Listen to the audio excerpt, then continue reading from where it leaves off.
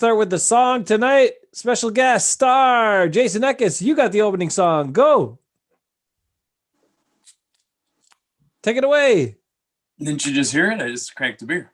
Oh, I thought you had a song in your heart. No. Oh no. You know me. I'm just backup. I'm not a soloist. I didn't sing at my wedding. Here it is. Nobody sings at their own wedding, you ding dong. No. Come on, you guys did well. If I had known you like that, I'd had some Mike's lemonade at the wedding for you. Oh, that's so nice. My wife bought this. It's the most alcohol I can drink now. You're drinking alcohol tonight? Wow. Okay. I have to get through the day. Oh, probably just to get through the show, most likely. Although it's better. Again. I just got to get through the next week and a half, and then I can say I have a president again. There you go. I can't even speak to it. I just can't. I will say this. Stuff is insane. To start off. Okay, go ahead. I have a person I work with at work, mm-hmm. who is a nice person. Okay. And she is a Trump supporter. And I asked her on Thursday if she still supports Trump after all this crap. And she was like, oh, yeah, I'm even more. And she was just, and I don't get it. So I'm just telling you, these people are brainwashed or something. And I don't understand, because he's not even like charismatic or like his leadership. Like, how can you get behind this guy? They don't get it. But whatever, couple more days, week and a half, kick his butt out or whatever it is, 2 weeks. You're not foolish enough to think that then it's done, because no. chaos is going to be going on forever for the next 4 years still. Biden is completely screwed no matter what. Yeah. Well, we'll see. I mean, the thing is, I think Trump liked, stirring them all up and doing all this stuff, but then he lost control of the mob. So he did all this stirring and all this, flaming and fanning the flame, and then they stopped listening to him. So I don't know. And now they're their own groups. They got their own stuff going. It's like, it's messy, it's yucky, it's insane. Until it all changes, it's not going to change. That's the unfortunate truth. Yeah. From your elder Eckes. You are your elder, Ben. Look at that beard he's got going. 2 months. At least you're not a wuss like Bruce shaved your beard. I know. Although I was like, well, my wife wasn't going to kiss me. I'm like, well, if I knew that was the rule, I would grow my beard right now. I've got gray hair, which because I'm 40, almost, but then the rest of it's red for some damn reason, and I have no. Am I a leprechaun? Is that Eckes luck because I'm leprechaun? I don't know. That's probably it. That's probably. Well, if I grew mine Eckes, this would be white, and this would be white, and this would be white, and then this would be blonde right here, right there. This much would be blonde, and the rest is all white. That is a bunch of hooey. You know what? I'll say this though. Bruce looked pretty pathetic though. I mean, that looked really scraggly and really bad. Like, yeah, it looked bad. Rupture from somewhere. Rupture nice. From Odell. That's inexpensive. Hey, Grant, don't say anything, because it can pick everything up. Woohoo! He's just getting water. Grant, you better watch that potty mouth, kid. I ain't heard about you. Grant, you can have a Mike's heart. You can have a Mike's lemonade. Uncle, I guess not yet. Uncle said so. No, he turns 8. Hey, he turns 18 in less than a month. Can you believe that crap? That is crazy. Man, I'm if getting he old. Go to the army, he can have a beard. Leave the kid alone. Well, not yet. 1 more month, then I guess. We gave us a beer in Algoma one time. He didn't like it.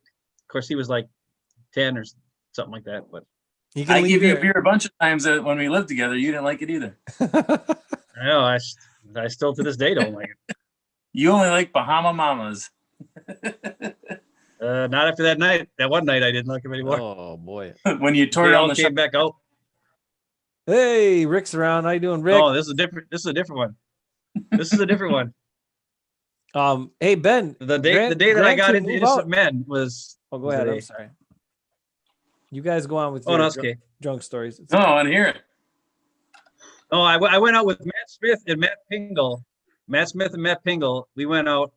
First, we went to a party, which was at Matt Smith's house. And there's a girl there that I liked, but she was under 21. And I was 21 at this point. And the party was over. And Pingle and Matt Smith wanted to take me out. They're like, you're an innocent man now. We're going to pick you out and get you drunk and blah, blah, blah. Even more, which I wasn't that much, but whatever. So I told this girl, I was like, listen, I got to go. If you stay here, when I come back, sweet. I didn't think she'd stay. We go out to the bars. I swear I must have had 17 Alabama Slammers.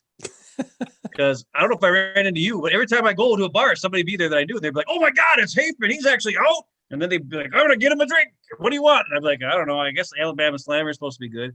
And then I go to another place. Like, oh, you want to, I'm going to get Hafeman a drink. He's an innocent man. And next thing I knew, it was 17 Alabama slam, whatever later. And I go back to the bar's closed. I go back to Matt Smith's house. And that girl was still there waiting for me. I was like, I am in. Yes. This girl actually likes me. I was so messed up, though. Here's the thing. I'm sitting there, and she's like, I have to go to the bathroom. And I'm sitting on the couch. She leaves to go to the bathroom. I close my eyes for like a second, and the world was spinning and spinning and spinning and spinning. And then I get up, because I'm like, I got to puke. So I go to the bathroom, but she's in there.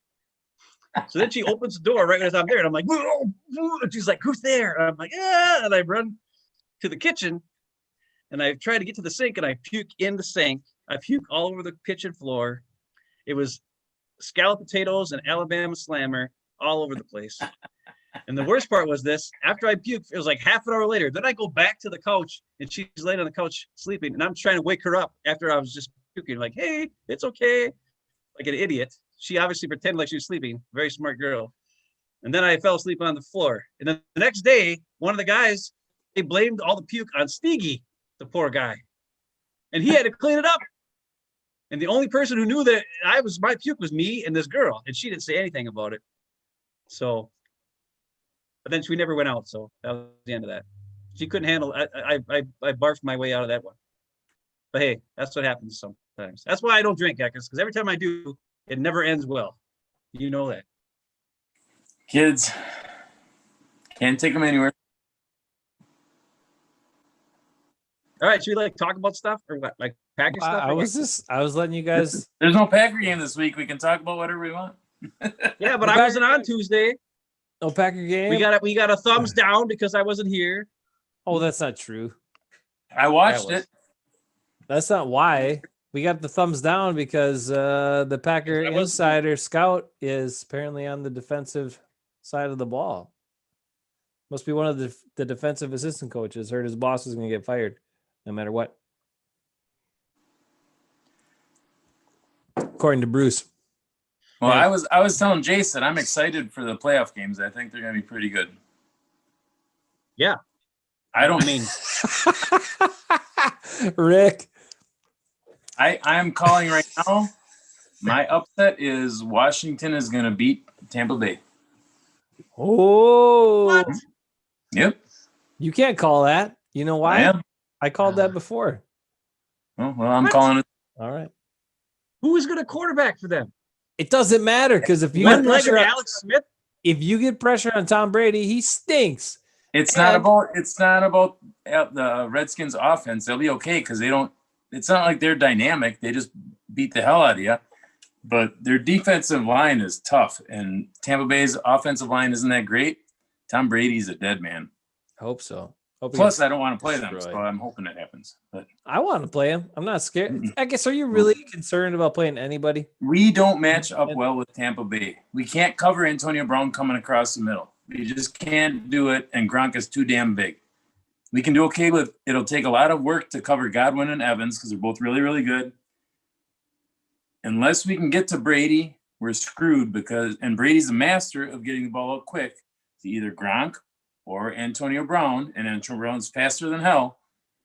I don't like it. That's me. What makes you think the Washington football team is going to be able to beat them then? I think we're going to have a problem with it. because their defensive line is better than ours. So they're going to be able to rush 4 and get pressure on Brady and hopefully get to his old ass.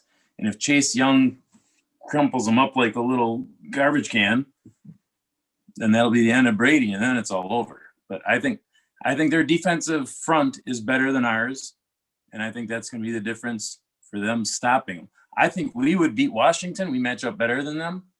I don't like our matchup with Tampa Bay because our middle, we have nothing unless we play Ty Summers or, I watch a show. I watch the show. I do, but they're too dumb. They're too dumb. I know. Well, but I'll say this.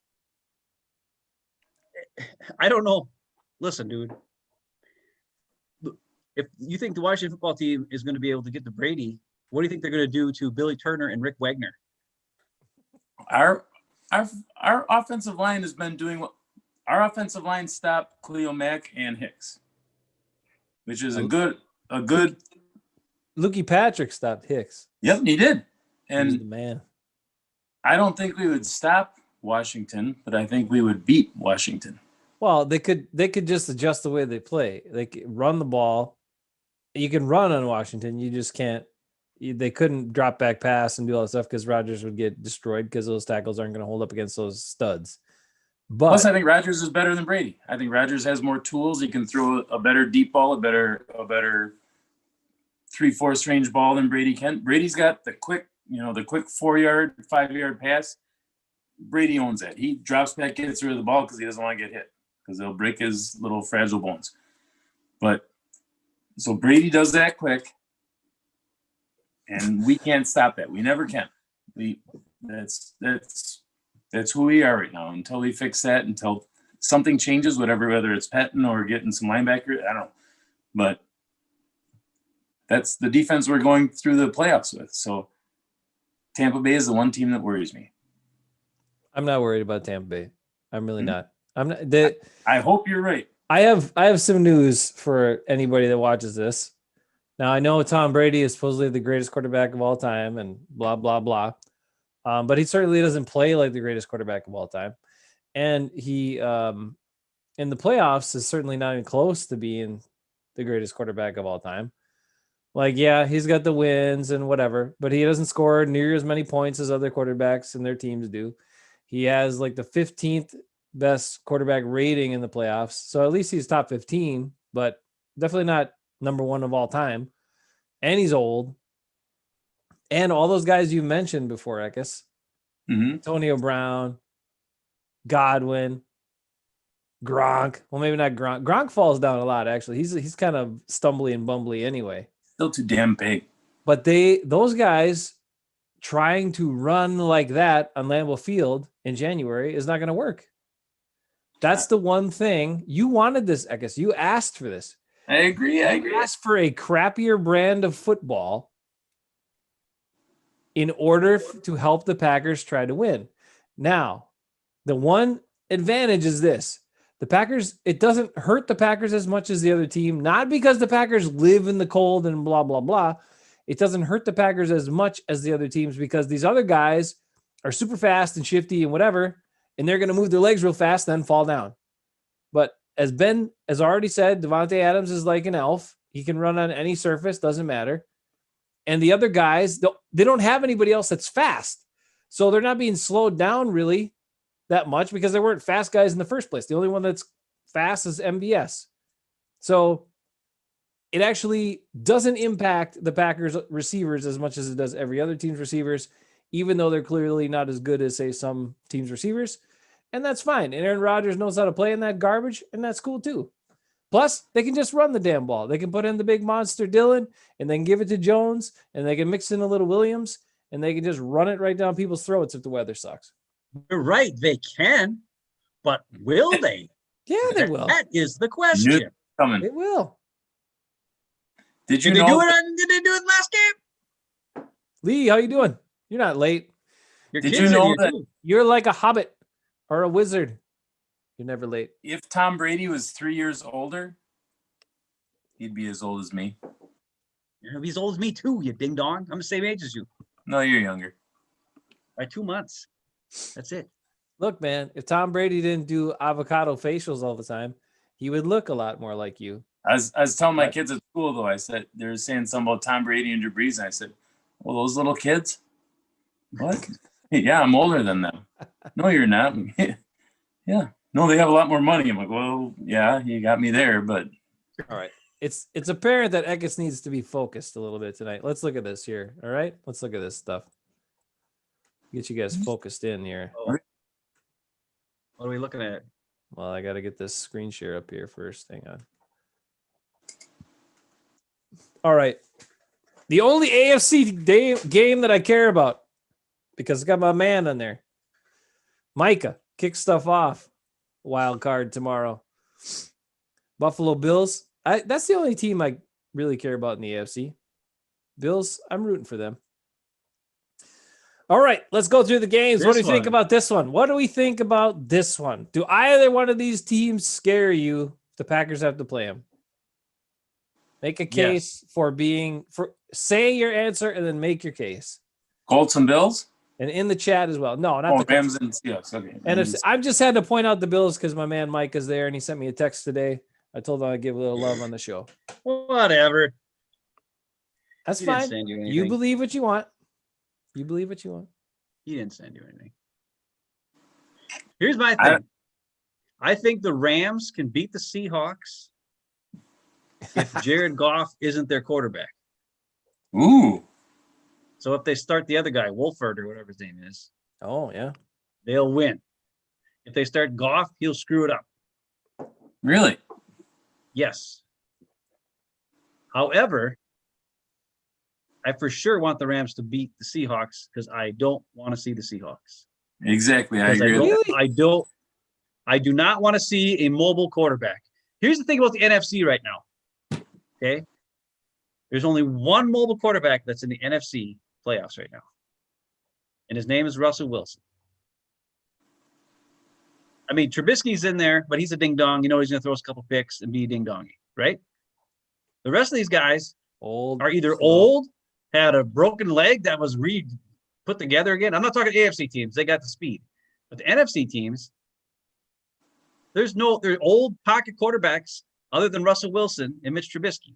Mitch Trubisky doesn't scare me. Russell Wilson scares me because he's faster than Preston, Za'Darius, Gary, all those guys. And last time they had Martinez was their spy who didn't do so great. They got to put Shannon Sullivan as a spy or some kind of like a Raven Green, but he's out. So please not crap, forgot the guy's name. The really terrible nickel safety. What's his name? 25. Crap, forgot his name. Whatever. Will Redmond. Will Redmond. He stinks. Don't do him. What I'm saying is this. Seahawks are the team that scares me. Like Eckes is afraid of Tampa Bay. I'm afraid of Seahawks because of mobile quarterback against this particular defense. I think this defense would be fine against, stationary quarterbacks. But the mobile quarterback scares me. All right. So I'm saying the Rams win. If they don't start Goff, let's go. Goff stinks. I don't think the Rams can win that game. Of course they can. They still have a good defense. Their defense is the strength.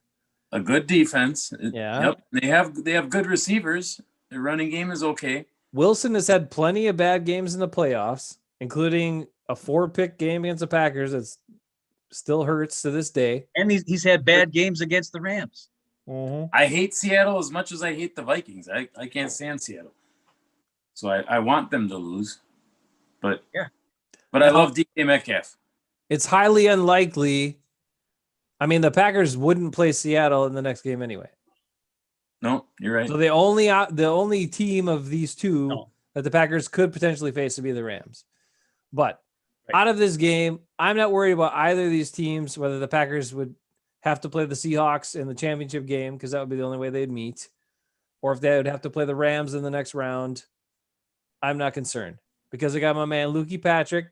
They just stick him on Aaron Donald. They'll move him around. So if Donald's on the left side, then he plays left guard. If Donald's on the right side, then he plays right guard. Or flip that around. Sorry, I'm confused. If Donald's on the left side, he plays right guard. If he's on the right side of the defense, he plays left guard. Lukey will lock him down. all-world superstar Aaron Donald has never met Lucas Patrick, and he might in the playoffs. Then we'd have to pay him too, and we can't afford to pay everybody. Lukey doesn't care. He's good. He got his contract extension. He'll. Hey, Lee is saying the Seahawks it. are going to beat the Rams handedly. Hmm. I don't know about that. We got a new guy, Stan Jones. He says What? division games are always close, or usually close, It does happen most of the time. and he's right about that. But Rick would love to see. He thinks it's going to be a good game. He'd love to see the Packers beat the Hawks at some point, but that'd have to be NFC Championship. Now that would be some poetic justice. they already Now- beat him last year. Now that game is in Seattle. What's the weather going to be like? But we don't knows? need it. We don't need it. It's going to be 45 and rainy. That's what it is almost all the time. Yeah, you're right. Or a chance of rain. Whatever. It doesn't matter. But that good enough of that. I don't care. This game, I don't care. Those teams I don't care about. Here you go. Here's the one Eckes was concerned about. Bold prediction, first off. But his prediction is swayed by the fact that he's afraid of Tom Brady. And No, it's not. okay. Alex Smith is 4-1. All right, make your case, Eckes. Alex Smith is 4-1. Alex Smith can do the short passes and get the ball out of his hands. Alex Smith is going to actually win this game and shock everybody. And then they're going to all say, oh, was Tom Brady actually a fluke this year? Blah, blah, blah. It's going to be a big story. They're going to win this game. You watch. I would love it because I'd love to see Bruce Arians blow his top. Hate that guy. I think, look, Washington's defensive line, I know they're 7-9. I know they play in the worst division in the history of the NFL, but their defensive line has 2 top picks on it. Like just freaks that are good at penetrating against the run. They're good at getting after the passer. They can move them around. They're strong. I mean, those are 2 really good players. And Tom Brady has shown over his career when he cannot be protected the way he's used to, he stinks and his teams don't do jack squat. A la when he had to face the Peyton Manning-led Denver Broncos in the playoffs. He got destroyed by a good pass rush, and he sucked. Other years, too, he sucked. I went back in the offseason because I talked about playoff performance of quarterbacks, and I told you that Aaron Rodgers has a 100 rating in the playoffs, which is the best of all time by far, and Tom Brady is like 80-something. And he had some stinky-ass games and some really stinky postseasons, and mostly that was because he got pressure because he cannot move. So this is a team that can get pressure. The Bucs should be worried about this matchup. Big time. I think you're both idiots. Tampa Bay is a better team. They have way more talent, way more weapons. They put it together after their bye week. They've been scoring points left and right. Brady's been throwing the ball all over the place. And their defense I'm sorry, is. what? Did you say he's been underthrowing the ball all over the place? No, that's Alex Smith. Who's been okay. Alex Smith has been underthrowing the ball all over the place. Alex Okay. Smith can barely throw it 6 yards. Oh, Not only that, their Gibson, their running back, was hurt last week, and he might not be able to be at full strength this week. Also, their big time receiver, he was hurt last week. It was kind of like playing 80%. So he doesn't have the same burst and speed. So they don't think he's going to be back to that same burst and speed.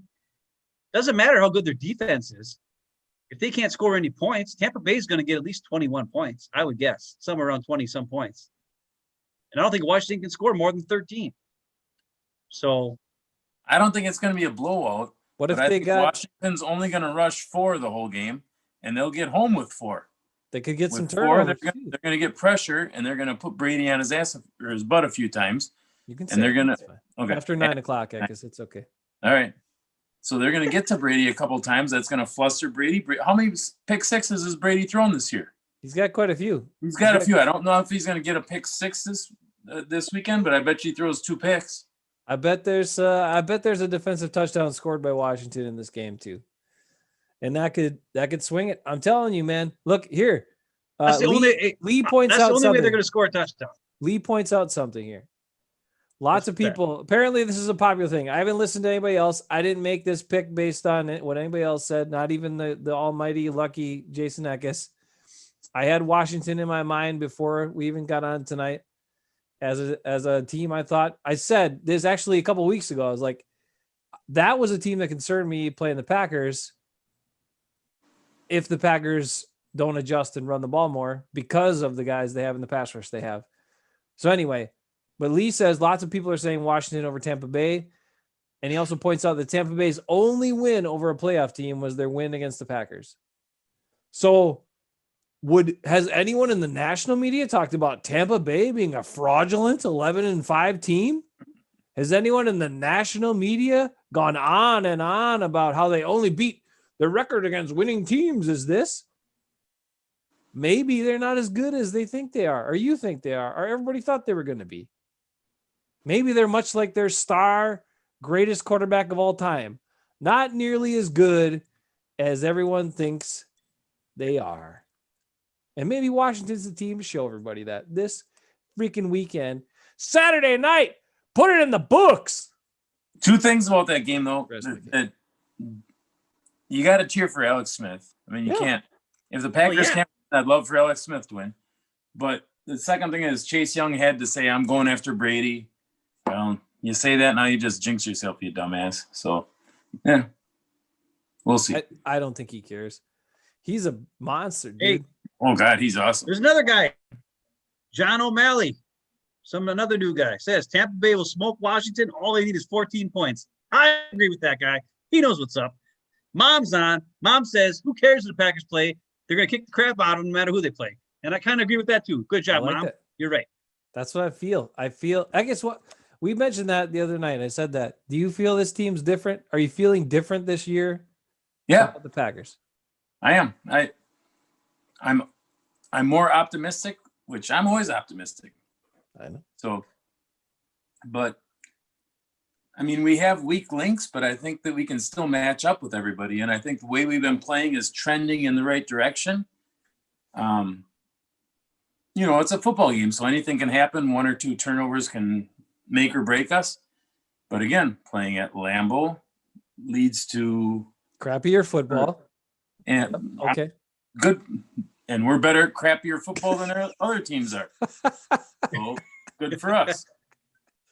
That's why it's called home field advantage. And I'm fine with it. And then in the Super Bowl, if we get to that, we'll talk about that depending on who we play. I like our chances against every single team. There's not a team that should blow us out. We can beat every single team. But it's sad. I hate being like that, but you look at what teams can do to beat us and the negatives, and which is a bitch. I don't like doing that. I'd rather look at all the positives, obviously, but I don't want to play Tampa. I'm not afraid of Tampa. Beat them, Washington. Go get them. Anybody else afraid of Tampa? In the chat, let us know.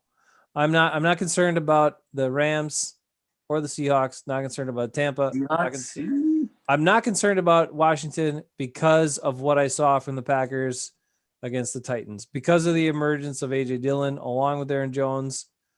He's got to get on the field. I know, but I feel like, look, Matt LaFleur has done a good job of game planning for opponents. And we talked about the other night how his plans usually work. Okay, his plans usually work well. Until they wasn't even nominated for Coach of the Year. So. Some people have said he's not going to make any adjustments or this or that or whatever, but his plans normally are effective. I think the Packers are geared up and ready to put the run first based on the conditions. If it's good conditions for throwing, they'll throw more. That's fine. If it's not good conditions for throwing, they are equipped to run the ball and mow down people. And that's just fine by me. And Aaron Rodgers will do some play action and he'll hit the passes he needs to hit and they will get it done. I feel like this year it's going to happen. And I'm pretty optimistic when it comes to the Packers too, but it's just a little different feeling this year. I need a new hat. So, and that's in spite of, this despite them not playing the right people that we've talked about in a number of positions. That's despite them not doing anything in the draft to help themselves. So I'm not one of these people that say because the Packers are 13-3, they're the number one seed, and I feel like they could win the Super Bowl. I'm not saying that like some of these people are like, well, Brian Gutekunst and Mark Murphy are geniuses for doing what they did because somehow by not doing anything in the draft to help the team, they've made the team so much better. That makes no sense. That's the dumbest argument I've ever heard. Those people should be banned from a microphone for the rest of their lives. That's just stupid. But the team is doing it in spite of not getting any help in the draft. So there. Hey, I got something to show. Okay, let's see it. Here's one of Matt LaFleur's plans against the Bears. You're It not was going to turn obvious. this now here. Stop it. It was obvious from the first 3 runs of Aaron Jones. The plan was, hey, Akeem Hicks, that Bears defensive line, let's run the ball to the outside. Let's do pitch plays to the outside. That's what his plan was. Here was Aaron Jones' first carry of the game. I have no numbers or anything crazy to show you. Watch Billy Turner. He gets upfield, gets a good block. But here's your problem. Right here. Mercedes Lewis decides not to worry about Mac for some unknown reason. I'm gonna bring it back a little bit. He just lets him go. I guess he thinks that 49 is going to get him. What's 49's name? Daphne. Daphne's going to get him. And he's going to move on to 39, who's already blocked. Sort of. He just lets Mac go, and then Mac splits it, and Jones is creamed. Right? And that's what happens on that play. Because Mercedes is worried about this guy. How about if we double team Mac, and Jones can take care of this corner all by himself? And Jones still makes Mac miss, and this guy miss, and goes through this guy. And, of course, it's a -1 yard for a run because it's a pitch play.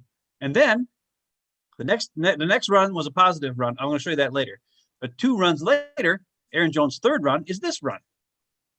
This time, I'm like, I know, let's run to the other side where Mac isn't. That'll be good, right? Let's do that. Nope. Another pitch play to the outside. That didn't work. Now, they didn't do any more outside zone pitch runs the rest of the game after those 2 carries because it was obvious they couldn't block anybody. Because the problem with this defense or offensive line is they can't block for more than 2 seconds. Yep. Now, right here, we got a seal block here. We got 3 guys over here and 1 guy for 50, and somehow 50 still gets through. Even though you've got Tunyon and MVS over there. Neither of them could block the guy. He just split the block. So you can't run these pitch plays to the outside because the wide receivers and the tight ends have a hard time sustaining blocks or even getting a block. When you're starting Billy Turner and Wagner at your 2 tackles now, they don't like to block for more than 2 seconds. So here's what they did on the second run. So in between those 2 was this run. This run, straight up the gut pretty much. Don't worry about anybody blocking. They moved a bunch of guys in motion out of the play, and Aaron Jones gets a whole bunch of yards and first down. And you'll see how he did it. Because he broke about 3 or 4 freaking tackles on this play. Because it wasn't blocking in front of him. So on this, you saw a speed sweep over here from Austin. You've got Lazard coming across on a he's probably going to seal the backside, right? Then you got Billy Turner and Jenkins here. And then you got Lindsley one-on-one. Lindsley is the key guy in this play. He makes a great block. So he's the guy you want to watch. And Aaron Jones just squeaks right on through these 2 dudes. And then he breaks a bunch of tackles because he's Aaron Jones. Right there. Boom. Follows in through.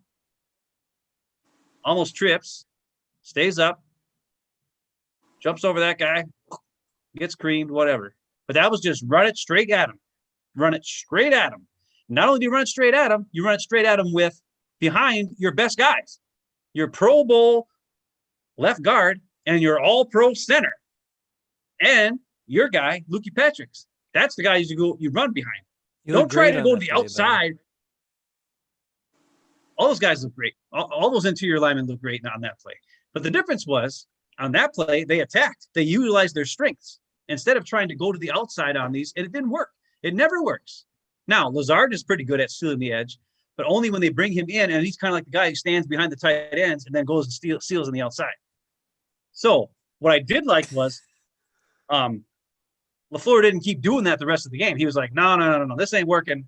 We're not running these pitch plays anymore. And they didn't the rest of the game. What they did do, though, on the last couple drives, through the last touchdown drive, the touchdown drive before that, they had Aaron Jones run out and they did those swing passes to him, which is kind of like a pitch play. But what it did was it allowed him to get out. The defense wasn't able to all flow and get to him. They had to react because there were other things going on. And then once they saw the ball was thrown, then they had to first react. And that gave Jones enough time to catch the ball and get some yards forward. So that was a really good adjustment that he made at halftime because he didn't call those plays in the first half. So at halftime, they must have done that and changed it up.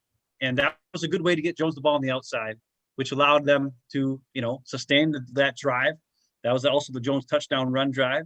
So, and it's pretty much sealed the game there, and then it was, of course, the interception by Amos, but smash. Those are things. Yeah. Well, those are things I really like about what LaFleur did in this game. He had a plan. It didn't work. He stopped that plan because it didn't work. And then he changed it up a little bit in the second half, still trying to get Jones to the outside, but it found a new way to get Jones to the outside. But the biggest problem is, as you said, A.J. Dillon running downhill like a madman at home in the snow. Where was he? I told he had you. 2 plays, 1 carry for 3 yards. The guy had 120 freaking yards and 2 touchdowns against freaking Titans. And the next game, he gets 2 carries, and Aaron Jones gets 11 carries. Now, I know the defense it got on the field a long, long time. They had a lot of big pass plays. The MVS had 44 plays. They didn't have as many plays. 44 plays. I get it. What I'm saying is, all I heard all year, right? Aaron Jones, we don't have him on the field. And then, because, we're saving him. We're saving him for the playoffs. We're saving him for the stretch run. I'll say this much. We better see Aaron Jones on the field 85% of snaps on offense, or I'm going to be one pissed mother guy, because this is ridiculous. You'll be pissed? No way. You can force the ball to Devontae 1,000 times a game, and Aaron Jones can't get on the field half the freaking game. He gets 11 freaking carries. 11 freaking carries. Come on. And A.J. Dillon, who proved he's the man, and he hardly sees the field. You still put Jamal Williams in there? And yeah, Jamal Williams had a lucky play where he ran up a guy's butt and then ran around and got some yards. Wow. He got lucky one time. No. He does A.J. Dillon, big holes. Get him in the freaking game. Use Aaron Jones as a freaking decoy. He needs to be on the field all the time. He's the same type of decoy that Devontae Adams is. So if he's not out there, you only got 1 decoy. If you have Aaron Jones, you have 2 decoys. And then what's the defense going to do? Then you can get to the walls to the other guys, and they can make plays because you've got 2 decoys instead of just 1 on the field all the time. That's all I'm going to say about that. It makes me freaking mad that they freaking keep doing this crap by having Jones sitting on the sidelines. I know we're not going to have him back. I know we can't afford him. It's dumb. But the bottom line is use him. We've got him for the playoffs. And after that, we're going to lose him because we're stupid. And we didn't use him because, we got to save him. We got to save him. Bull crap. Let's use him and let's freaking dominate and win the gosh dang Super Bowl because Aaron Jones is the man. And the next year he'll go to another team and it'll make me sad and I'll be that freaking fan of that team. Probably the Bills. This game, we don't care. This game, we had some comments about. Now, John's wondering, because Breeze has looked so bad since coming back, he's thinking that we might rematch the Bears next week. Who said that? John's thinking that the Packers might end up playing the Bears, the lowest seed, next week. Because the Bears are going to pull this off against the Saints. Drew Brees. Yeah. You know my opinion on Drew Brees. I'm not afraid of him. Nor should you be. But, I mean, Ty Montgomery had 100 freaking yards rushing last week for the Saints. So, if Ty Montgomery get 100 yards, just about anybody can get 100 yards rushing for the Saints. All right? That's all I'm saying. Well, and, I mean, the Saints' D is pretty decent. They're not going to have to play in the cold of Chicago, so they're going to be fast and flying around. And, I mean, I don't know what you saw from this Bears offense that would give you – did you see something from the Packers-Bears game, from the Bears offense, that would give you faith to think they'd be good enough to win this game? Nope. Yes. You know what they did? Hey, sorry, Ekis. I will say this. They did a very good job with play action passes on rollout passes. The Packers couldn't stop them on those. Now, the one thing that they did do good was, which is what they do anyways, as soon as Za'Darius saw that he had the ball in the rollout, he would run right at him and, get the quarterback. Of course, he didn't get there, but it forced Trubisky to throw the ball to the under route, right? The shorter route instead of going deep on things.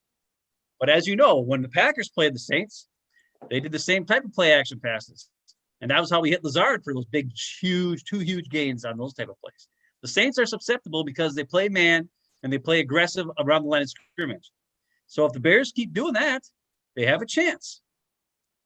As long as Trubisky doesn't do something stupid like throw it in the middle of the air to Amos, who's standing right there, and he, I don't know what he was doing there. But he had pressure on him, that's why he threw it. But there's ways the Bears can win, but I don't know how. I mean, I think the Saints will beat them, but what do you think, Agus? Sorry, I cut you off there. No, I don't see the Bears keeping up with them. I mean, you're not wrong. They could. As far as all the playoff games, this is one of the ones I'm more certain that the Bears just can't keep up. I don't know. If the Bears can do, control the ball like they did against the Packers, they certainly have a chance.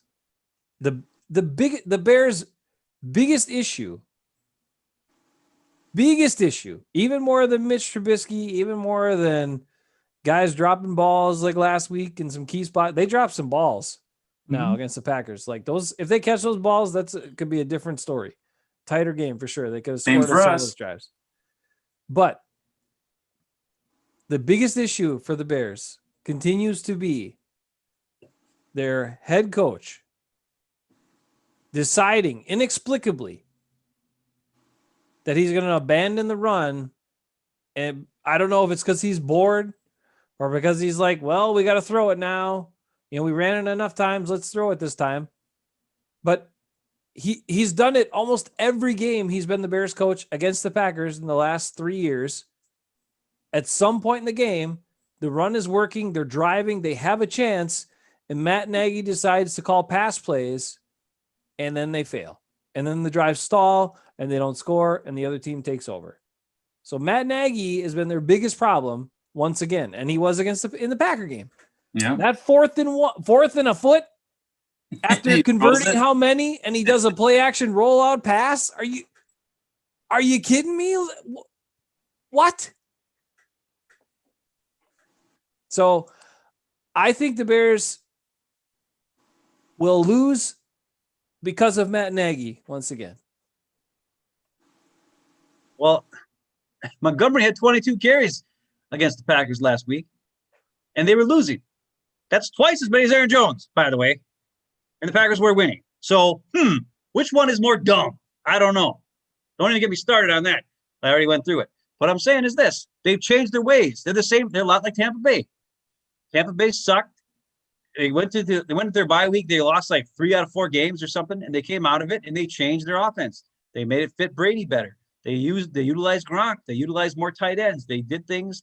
They still got receivers in the game, but they did more things that Brady likes, and then he also still threw the ball downfield more. Same thing with the Bears. The Bears changed when after the game with the Packers the first time, they changed to a running game, boot play action pass game, and used Trubisky with his legs and his ability to throw on the run, which he's a pretty good quarterback. He's actually better throwing on the run and throwing out on rollouts than he is when he's in the pocket. Because for some reason, when the pressure gets around him, he freaks out. He just throws it up. So if they stay true to what they've been doing the last couple of weeks, they got behind against the Packers. They kind of were forced to pass a little bit more. I still don't know. I mean, the Saints are one of those teams where they got a lot of talent, but their talent is older, right? Like a lot of their guys that are big name guys are kind of older guys, except for their inside linebackers that they have are both pretty good. But a lot of their, like Jenkins and Jordan, Cam Jordan or whatever, Jordan Cam, I can't which one his name, which one he is. Oh, he's Jordan, man. Cam Jordan. He's good, but he's getting old, man. And then on offense, Breeze and, I don't know. I think it's possible if the Bears do all the right things and they hold the ball and they run the ball and they don't fall traps to want to do too much, and their defense plays pretty good, you don't have to defend Brees further than 15 yards downfield. You know that. So that's helpful. You know it, but nobody ever plays like that. Now, John points something out, and then I want to come back to that, I guess, for a final thought here. Points out, he said he thought Laser became the play caller, so he probably did, but he still got. It still felt like the head coach, his influence over it or something. It still felt like Matt Nagy decision there. That's what it felt like to me because I saw it so many times when Nagy was the play caller. Ekis, I want to ask you this question though. Yep. Would you thoroughly enjoy having to play the Bears another time this year and beating them down in the playoffs one more time? Absolutely. Okay. And I'd get all of Hauser's texts and emails, and he was horrible. I hope he's listening to this. Within the first 5 minutes of the game, he's like, "Oh, the refs are they're all for Green Bay, and they won't let." What? The first play of the game, they got it. Bullcrap. I said, "What about the first play of the?" No, that's the rules. And then later on, what was it? The false start that wasn't on fourth down. Yeah. The guy stood up and sat back down, and I said, "What about that one?" Well, yeah, it goes both ways. I'm like, "Well, not according to you." Spoken like a true Bears fan right there. We disagreed on a lot, and then we decided to just stop talking about the game. I love the guy, but not when there's a Packer game against the Bears. But so yeah, it makes you almost want to root for the Bears. I know normally we don't root for the Bears. No. Are we kind of rooting for the Bears this week? Plus NFC North. No, I don't really cheer for the NFC North. No. You kind of have a sore spot where you wish the Lions would win a game here and there just because you feel bad for them. The Lions, I'd cheer for the Lions if the Packers weren't in it because they sucked so 1960, right? So 70 freaking years of crap. I mean, that's just terrible. Yeah. Well, you guys like Kirk Cousins, and I think Montgomery's a good player, and there's players that you cheer for on each team. But damn, I don't cheer for the Vikings or Bears. Yeah, they can both. Well, I can't cheer for the Vikings anymore because I hate Justin Jefferson. Because all I said was that Justin Jefferson sucks, and then he goes out and kicks everybody's butt all year, so it makes him like an idiot. But I also said, what else did I say though? I said Justin Herbert is going to be the man, and I was dead on with that. Yeah, that's true. You said Gardner Minshew would be the man too. No, I said I like Gardner Minshew, and I could get behind a guy like Gardner Minshew. I never said he was good. I just said I like him. You're kind of your predictions there is a big difference if you like him and if he's good. Yeah. I mean, your predictions are kind of. I like you, but you're not good. Oh. All right. There's some guys that might be out for the Saints. Thomas is a question mark. Kamara says via his social media that he's in. Show lets us know that. Apparently Trey Hendrickson, John tells us that he's the leading sack person for the Saints. He's out. So the Saints are missing some key pieces in this game. I certainly haven't done all my Saints research to give you the lowdown, so I appreciate the nuggets. There's got to be at least one upset this week, so. I mean, you know what? I don't care. Like I said, I'm not concerned about these teams. So I don't care who wins this game. The only reason the only thing I have a little bit of stake in is it would be kind of fun to crush the Bears one more time this year. But, that's about it. I'm in. Otherwise, I'm not worried. I'm not worried if the Saints win. No, they can still be playing. We'll play them and beat them. That's fine. Especially in Lambeau Field. Well, okay, fine. But we'd beat the Saints in the Dome too. I don't care. I'd rather beat them. The Yucks. Our chances are better at Lambeau Field. Seahawks. How do you stop DK Metcalf? I don't want to see the Seahawks. Why don't they just throw the ball to DK Metcalf every other time? Their defense is terrible, though, guys. It doesn't matter. It's gotten way better. Their defense is in the top 8 now. So is the Packers. They were like the Packers the 28th ranked so much better. Defense. Right? Packers defense hasn't gotten so much better. Statistically, there's top 10 scoring defense. They're Yes, top 10 in yards. What does the eye test tell you? It's probably the same for the Seahawks. We haven't watched all the Seahawks games, but I'm telling you. I know, but the Packers can't get off the field on defense half the time.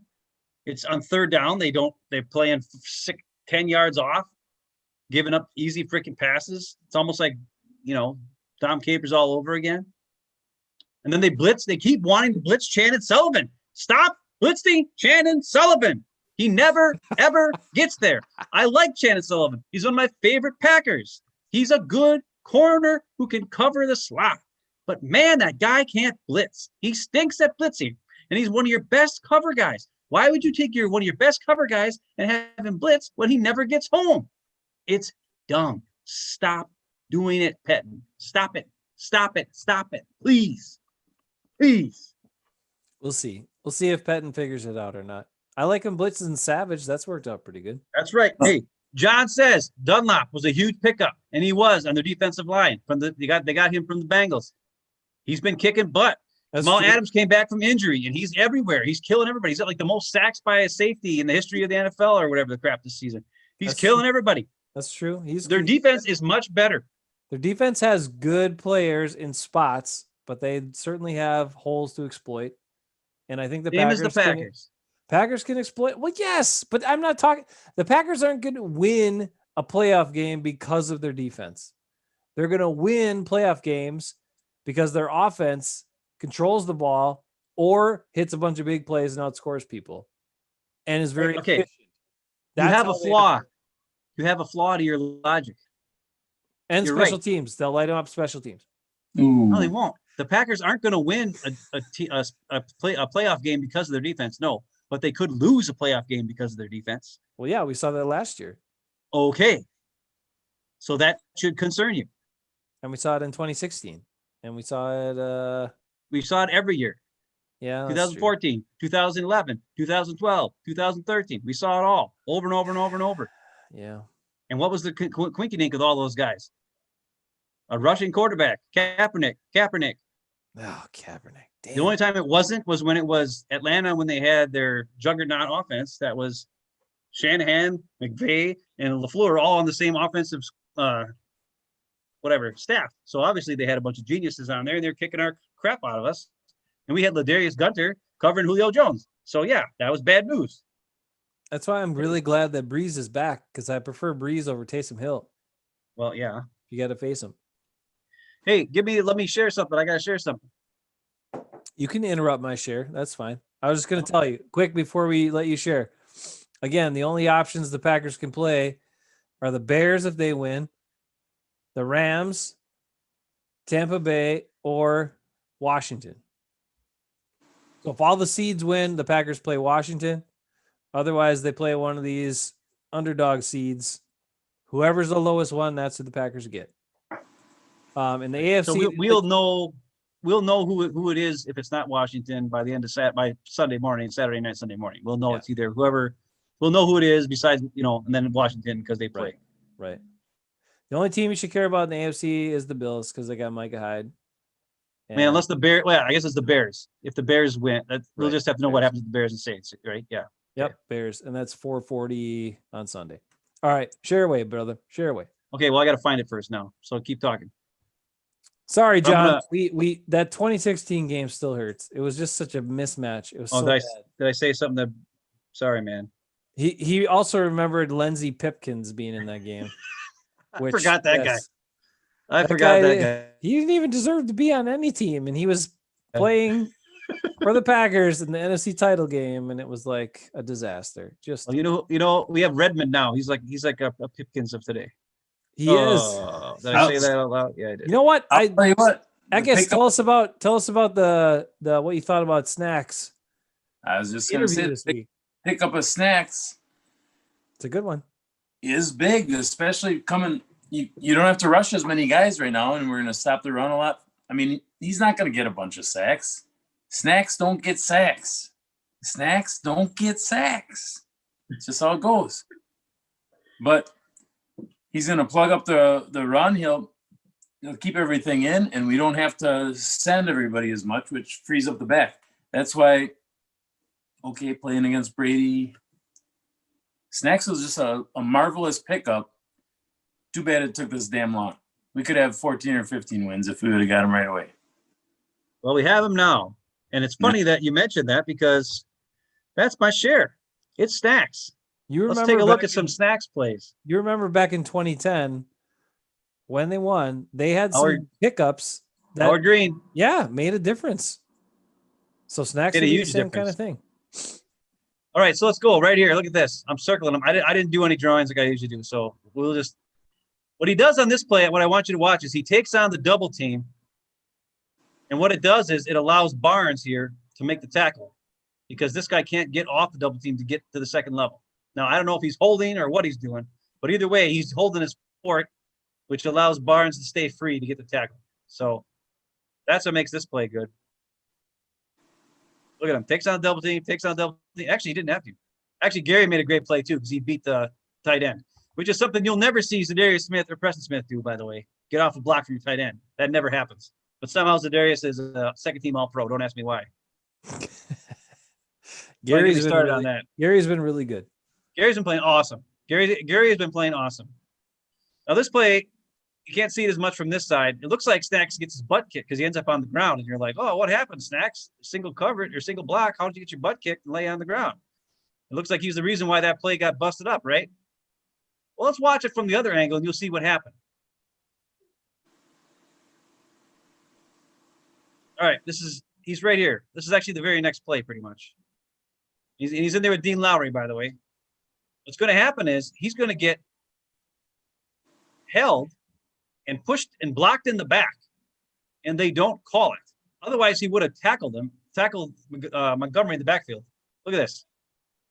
He gets off the one-on-one block. Look at that. Look at where he is.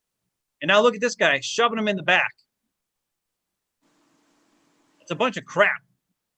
Should have been a freaking penalty, block in the back. Does Gary still get in on the tackle? Jesus. Yeah, he does. Gary's always – and then look. Now I want you to look at Snacks on the bottom here. Look, he's like, come on, man.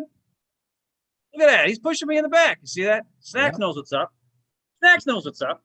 That's two plays. Took out a double team, so it freed up the linebacker.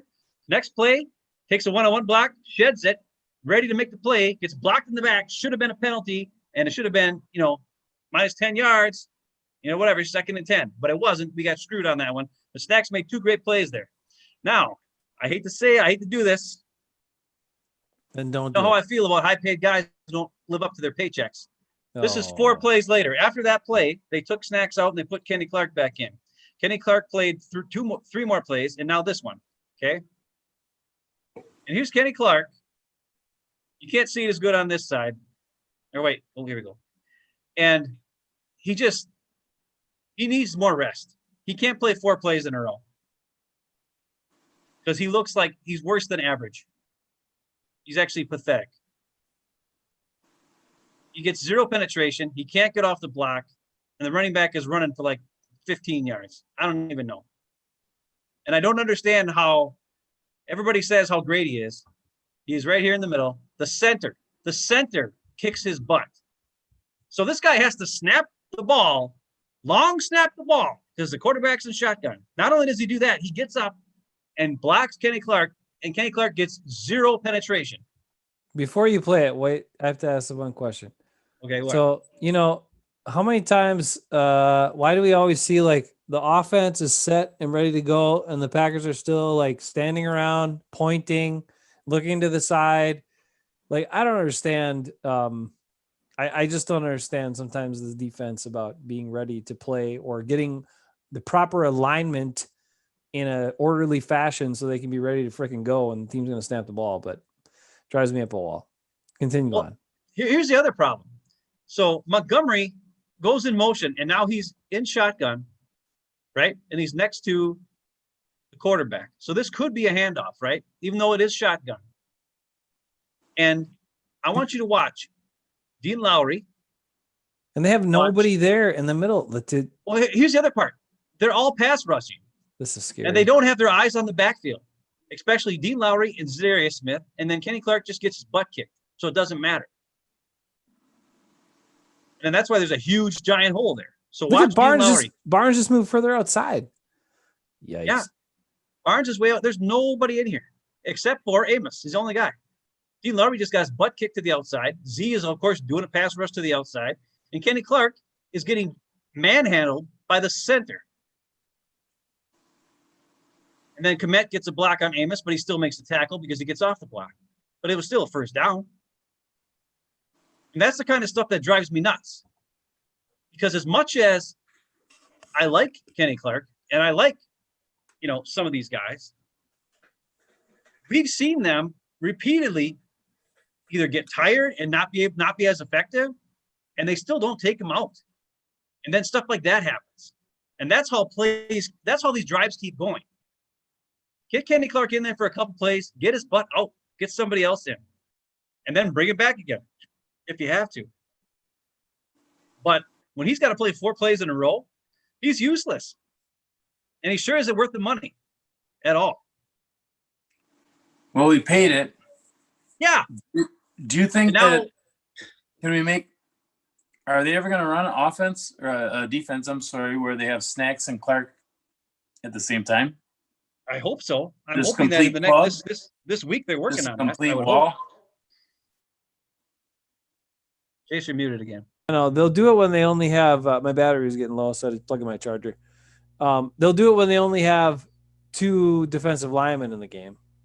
But as they showed against Tennessee, and as they also showed by not doing enough base 3-4 against the Bears, they need to run more base 3-4 to stop the run. It's not that hard. It's fine but the problem is this. Lancaster can hold up against the run blocks, but he can't get any pressure on the quarterback, right? Lowry is taller, so it's easier to get underneath him on running plays, and once he gets going one way, he's just going to keep going that way because they're going to let his because he's so top heavy, they just let him go that way, and he gets himself out of the play sometimes. And then Kenny Clark he can get penetration once in a while, but he has a hard time against double teams. He can't hold it up like I just showed you with Stacks, where he holds it up. The only other guy who can do it is Lancaster. Lancaster can hold up a double team and keep his linebackers free behind him. Problem is, the linebackers behind him are always doing dumb stuff too, except for Barnes. He's the only one who seems to know what's going on, but he doesn't have the speed that Kamal Martin has. Martin will attack, but Martin misses tackles all the time. He missed like 3-4 tackles this last game. And the other problem was on that whole touchdown drive, the first drive that the Packers played against the Bears this last week. That was the only touchdown that the Bears scored. That drive, Gary wasn't in the game at all, the entire drive. Ooh, I like what John's saying here. What's he saying? Well, he's pointing out how good Gary's been, and he really has, and that's a big change from last year. But he said they can also put more pressure on from base if they had Kiki, Snacks, and Clark in at the same time. No, not Clark. Clark doesn't get get freaking penetration on the quarterback. They still need to do a rotation because Kenny Clark he might. Kenny Clark, when he's tired, he's no good. So you still got to rotate. You still again, go back to 2010. Go back to that 2010. They had Cullen Jenkins, who was a stud, but then they had a bunch of good guys. None of them were flashy or great or superstars or whatever. But they rotated all the time. They kept those guys fresh, and that's why they were so effective. Big guys, you got to sub them out. You got to move them in and out. You got to get them changed out whenever you can. But dude, Colin Jenkins and Pickett and Howard Green and B.J. Raji, that's a much better defensive line than what the Packers have now. Well, I mean, all 4 of those guys are better than any defensive lineman the Packers have right now. Howard Green, even in his 11th season or whatever it was when they picked him up from the Jets, is better than Kenny Clark is right now. That's a hot one. I don't care. I watched the freaking all 22 tape. He flashes. Sometimes he destroys a guy in front of him and he gets back there and makes an awesome play. And you're like, yes. And then there's 5 more plays where he gets his butt kicked by the freaking center or by a one-on-one block by a guard. And he gets no penetration. And sometimes even gets pushed backwards. How does that happen to a guy who's supposed to be so great? That's all everybody ever says, how great he is. I did notice, even just on the game tape, watching the game, I noticed Kenny Clark getting handled, single blocked quite often against the Bears, which is alarming. Bears aren't even good on defense or offensive line. That's true. But that's why when like you guys are you got a feeling about this team. You guys keep saying it's hard for me to get behind this team when they don't play Jones enough. We now know that AJ Dillon should have been playing all year after that one game he had where he destroyed everybody. Give him the freaking ball. They don't play him. We also know Ty Summers. Is he the greatest player in the world? Does he miss tackles sometimes? Yes. But does he get off blocks? Yes. There's a video. Go back and watch it. I showed the video. I showed a whole bunch of plays. Ty Summers getting off blocks. Ty Summers covering guys out of the backfield. Ty Summers covering receivers. Ty Summers covering tight ends. Ty Summers beating blocks to the outside to make the tackle because he's faster than the offensive linemen and fullbacks, and they can't get to him in time, so he can get there and make the tackle. But they don't play Ty Summers. They play Barnes, who's fine, who's good, and he's smart, but he doesn't have the same speed. And then you got Martin, who's fast, but he's dumb. And he always attacks and misses plays. And then you got Kirksey, who can't even move. But they play him. It's perplexing, right?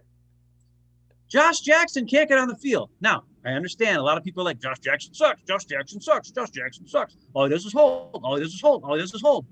Well, I would rather have a guy hold than give up a freaking first down every freaking time it's 3rd down and 3, like freaking Kevin King does. Do you find that? Come on.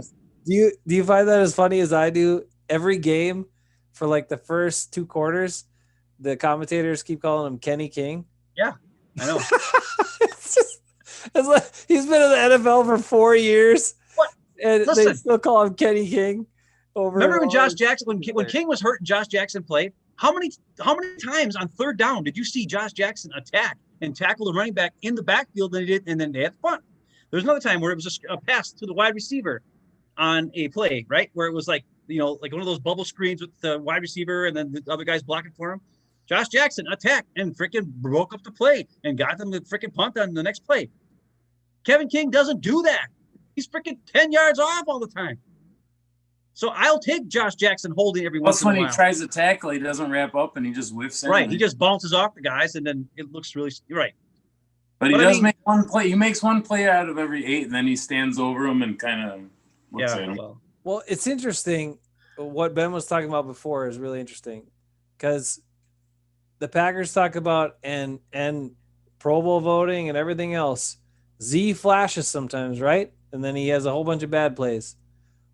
Kenny Clark flashes sometimes. He gets the big money. Everybody talks about how great he is. Ty Summers has flashed plenty of times when he's been in the game. Yet for some reason, his flashes they don't care about. Maybe it's because he's too consistent. I don't get it. Because Jake Kummerow flashed too, and he got cut. So. I know. That's another reason you should care about the Bills. Kummerow. I do. He's on. What team is he on? He's a Saint. Bills. Now, yeah. Saints. He's on the Saints now?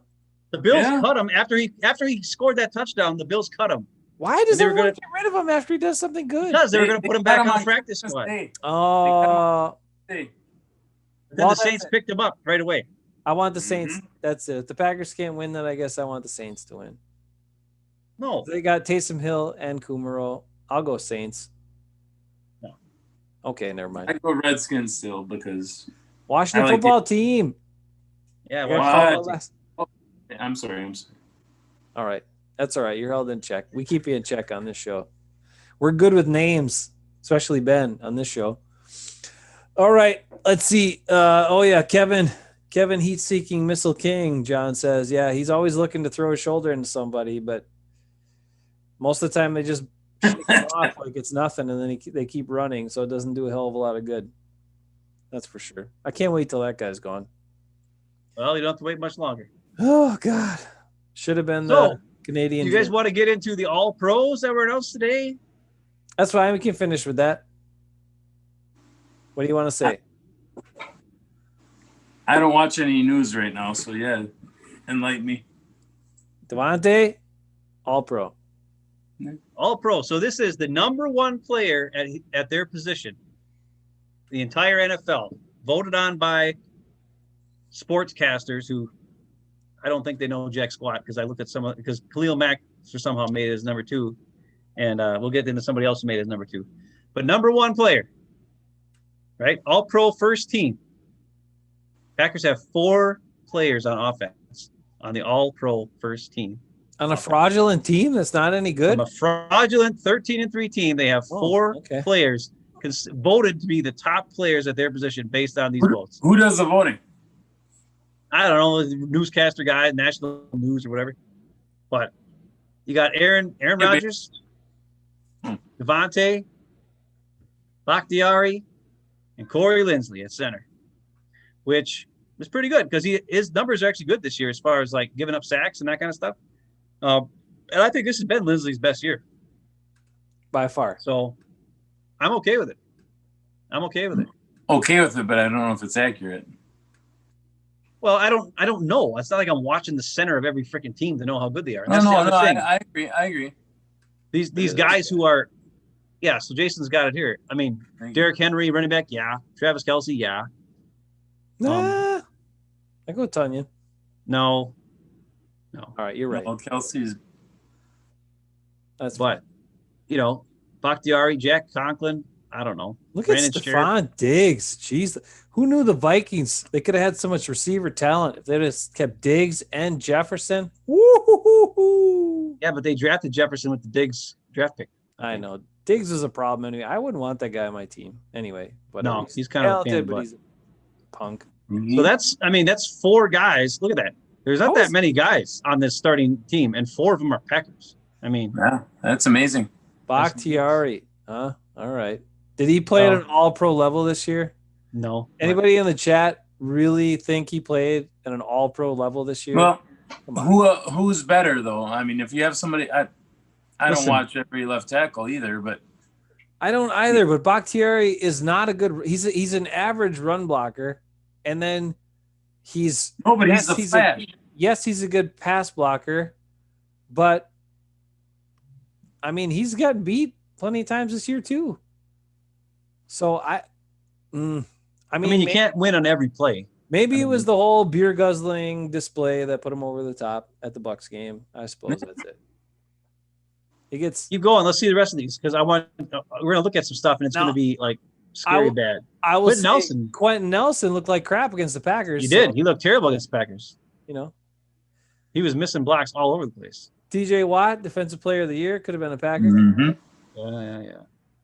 Yeah. These all look good. They're all dominant guys. And then apparently there was a tie at safety. No, damn guy. Maniac. Woo! There he is. Matthias. Now, when you get to the second team, there's a lot of guys who got name recognition who made it. Okay. Well, this is specialist who nobody cares. Keep going. Come on, who's my long snapper? Morgan Cox, travesty. Hunter Bradley should be the freaking long snapper, all pro. How do they even judge that stuff? Like, come on, long snapper? They don't know. They don't know. Get out of here. So here you got Josh Allen, Patrick Mahomes was a tie, which is I don't get that. Alvin Kamara should be Aaron Jones if he would have had enough carries. And tight end's vacant. Why is the tight end vacant? I don't know. Oh, because Kelsey got every vote. He was a unanimous decision, and that's why we get the defensive tackles by everybody. They all voted for Travis Kelce. Why would they vote for Travis Kelce when they didn't vote for anybody else for a second team? Not a single person. Well, second team is just the next guy. Oh, okay. So it's only first place votes. Okay. My bad. Sorry, my outrage has been diffused. So move up because the offense is Justin Jefferson.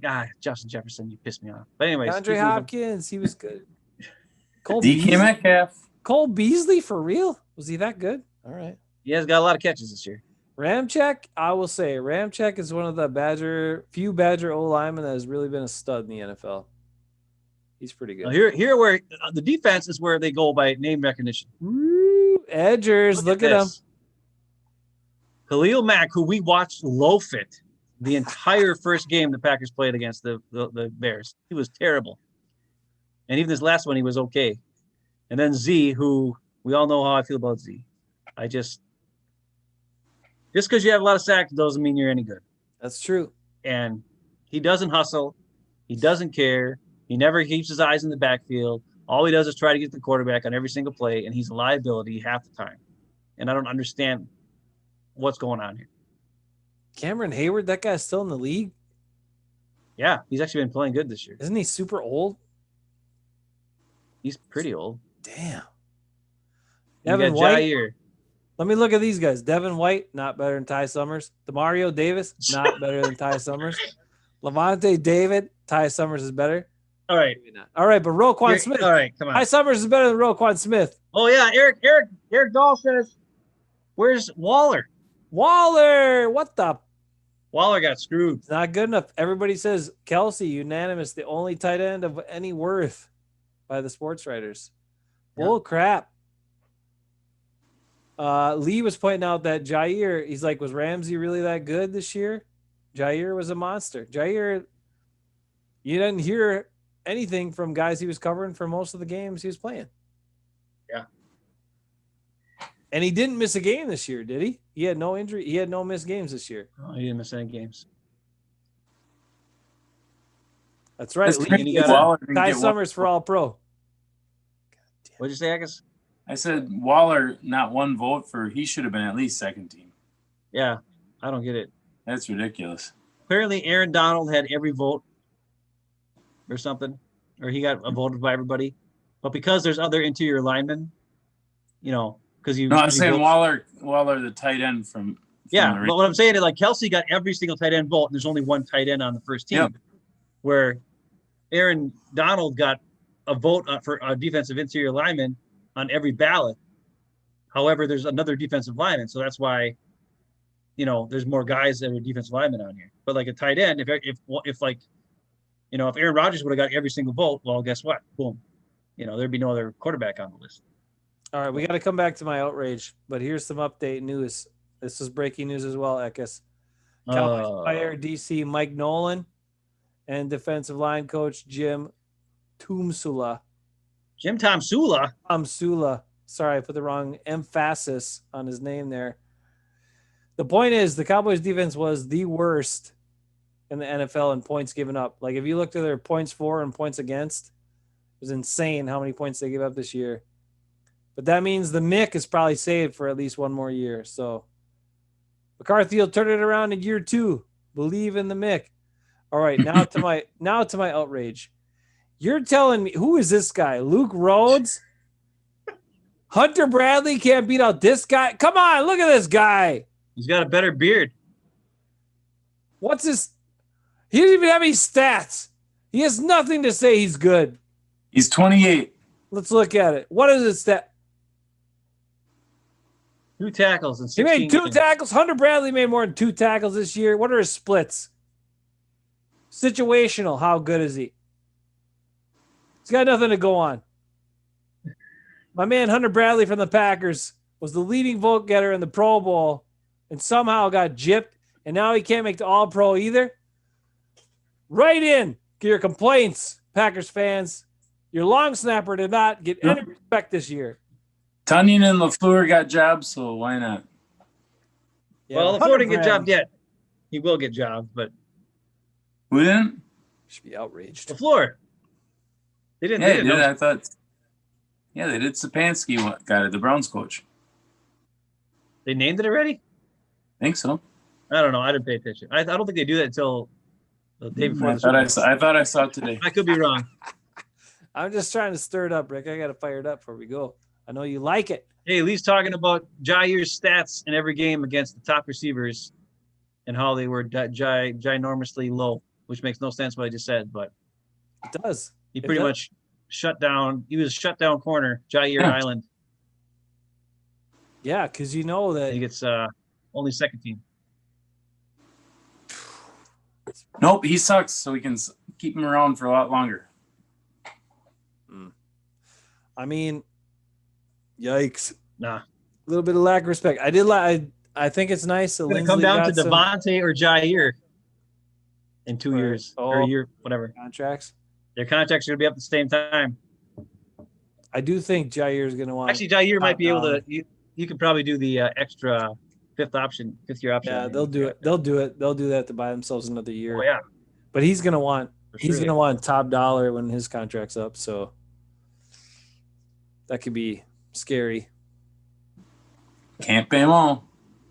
No, you can't. You just got to take $1 million a year off for each interception that he didn't get. And just show him, oh, you didn't get that many interceptions. That's true.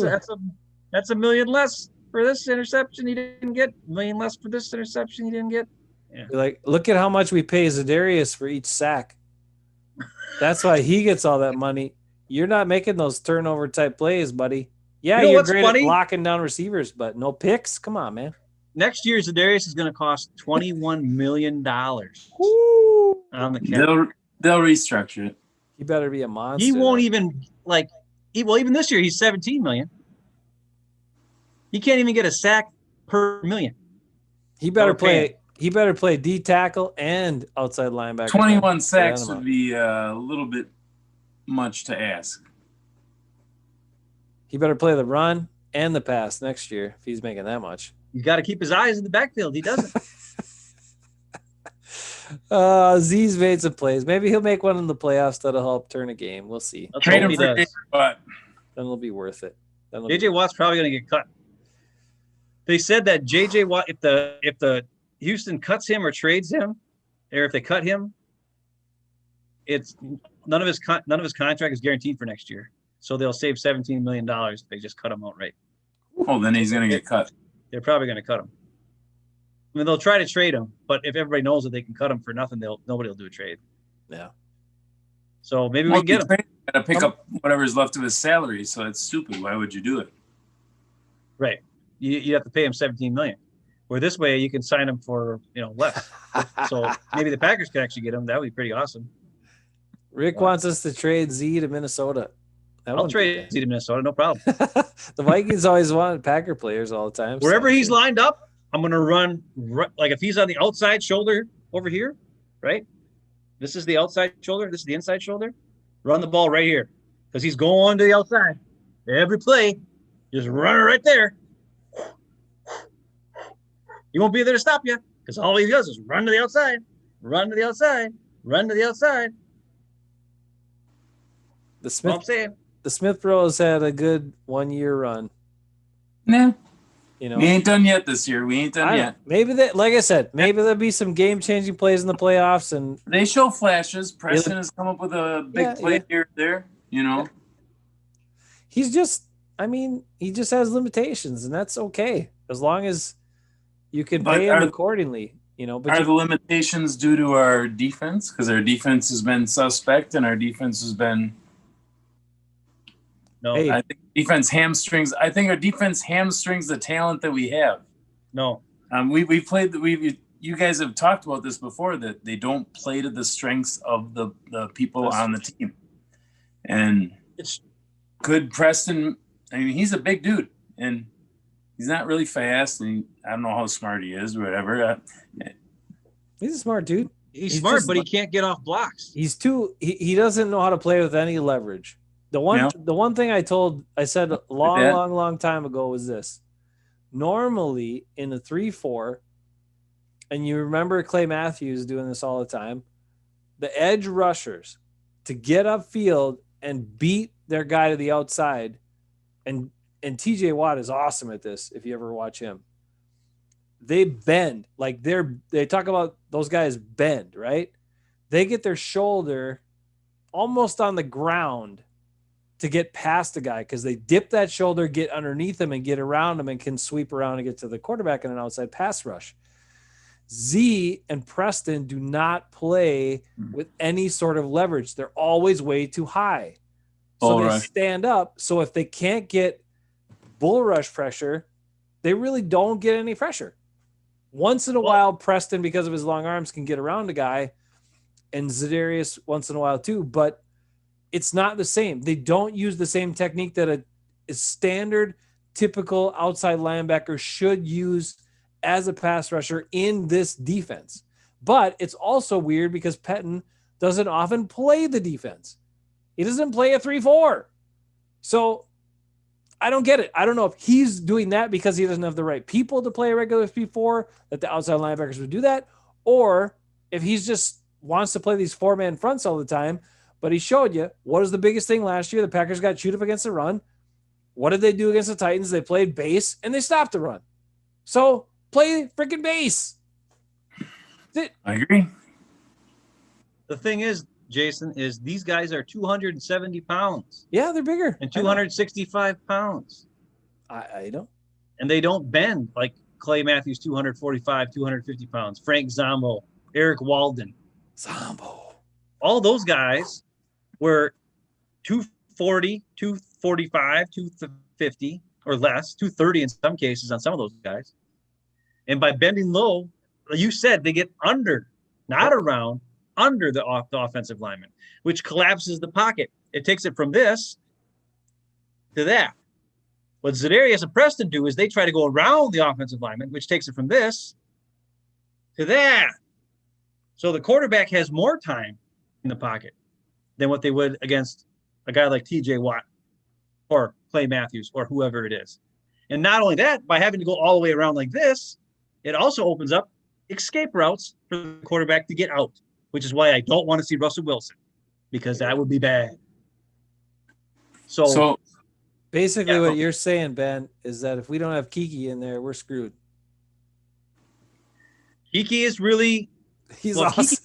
what Kiki does is he is good at beating one-on-one in pass rush situations. And 1-on-2. And 1-on-2 sometimes, yes. But his downfall is on running plays is he does the same exact move. So if he doesn't get there and make the play, he opens up a big hole for somebody to get through because he can beat the guy in front of him. And if he doesn't make the tackle, he just left. Now there's an offensive lineman who gets to the next level and blocks a linebacker or a safety. And what could have been a huge play in the backfield ends up being, 20-yard run or something because.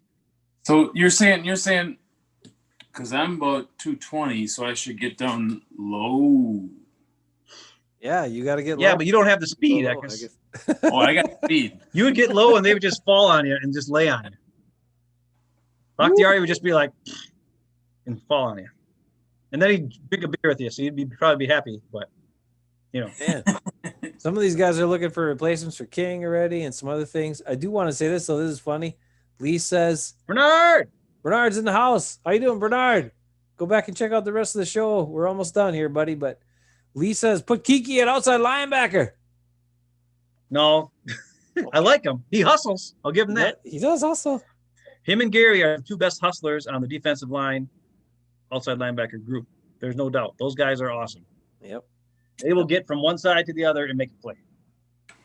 I'm hoping the Packers come to their senses and we see more 44 on the field. It's not going to happen. Come on, man. Give me a little. Dude, if it didn't happen in the regular season, how is it going to happen in the playoffs? What if the NFC Championship game comes and they got to face Russell Wilson, a running quarterback, and they're looking at and Ty Summers should be your spy. Ty Summers should be the spy. Yes. But he won't be. Could they be that smart to do it? No. They won't be that smart. Wait a minute. Remember back in 2010? Champions. Eckes shows champions 2010. Remember back in 2010 when the Packers busted out a secret weapon in the playoffs. And he also wore 44. Yeah, but that was on offense. I know, but maybe this year it'll be the secret defensive weapon, number 44, they'll bust out in the playoffs when they have to play the Seahawks in the NFC Championship. 44 is the key. Najee Davenport. 44. Was Najee Davenport 44 too? Yeah. Poop. You're just saying that. I didn't like Najee Davenport. Poop was 44. Travis Jervey was 32. I know it was at 32. Did you hear in our original episode of the season, before the season was starting, with Viking Mo, him mock Travis Jervey, Eckes? Did you hear that? Now, have you ever heard me mock Viking Mo? The answer is no. But Viking Mo likes to go after me for some reason because people from Minnesota are jerks. It is what it is. Hey, like Mo, when you watch this show, I'm talking to you. I've never said a mean thing to the guy, and he just goes after me. Whatever. I'll beat him up. His fantasy team is better than Eckes. That's what his name is for his fantasy team. Terrible. What the hell? Yeah, don't bother me. I think it's funny. He has to live in Minnesota and be a Vikings fan, so I win. Yeah. He's a season. I live in Minnesota too, and I'm definitely not a Vikings fan. He's a season ticket holder too. He has to Even goes to better. all those terrible games when in the past. Speaking of that, hey, we're gonna have fans in the stands. Are we Yeah. in Green Bay? My Oh, we decided early on to not mess with the tickets at all, because you could be on a list or blah blah blah. And I told my mom, I said, let's just not screw with it. Let's let this year go. It's too crazy. But now, okay, man. bad idea. You won't be Well, freezing. That's the big part. There's only they're letting only 6,000 fans in or something, and they're giving the option to the season ticket holders who decided to opt in on the season. But if you remember at the beginning of the season, Mark Murphy said that there was less than or more than 80% of the fans opted out. So there aren't many left that actually. I mean, 20% of Lambeau is still more than 6,000 fans, but they also aren't opening none of the like the suites are open or none of that stuff. Anything indoors is not going to be open to fans. It's just going to be the bowl, area right behind me here, right? This part here, right here, this part right. That Just part. warm. Just warm, man. I've already told my wife that if it's an NFC championship game, we're just going to drive and sit in the parking lot and watch a You game. can't. There's no tailgating, they said. Well, we'll sit at a bar somewhere closer or whatever. You can't. They're all closed. Go to I'm just kidding. Banky and Nagler's Don't tell me I house. can't. I can. I'll figure it out. You'll figure it out. Minnesota's all closed. Oh man, Wisconsin, you guys are probably open, right? Your bars and your restaurants are probably open, right? I don't know. I live in Marshfield. The bars haven't ever shut down here. Yeah, it's messed up. Scary thing is nobody's talking about that either, and we've had our highest number of cases, and Yeah, but Just it's the old last news, day. dude. Listen, when people march on the Capitol, that's a bigger story God, no kidding. than something that's been going on for a year now, and they haven't figured it out. All right, crazy stuff going on in the world, but we got a big weekend of football playoffs to distract us, and we don't Okay, have any pressure or stress because the Packers already won. Woo-hoo-hoo-hoo! And we're You going get to a win free again. win. Or the Redskins win. That's right. Washington football. Washington team. football team, Backus, come on. All right. All right, you guys in the chat, take care of yourselves.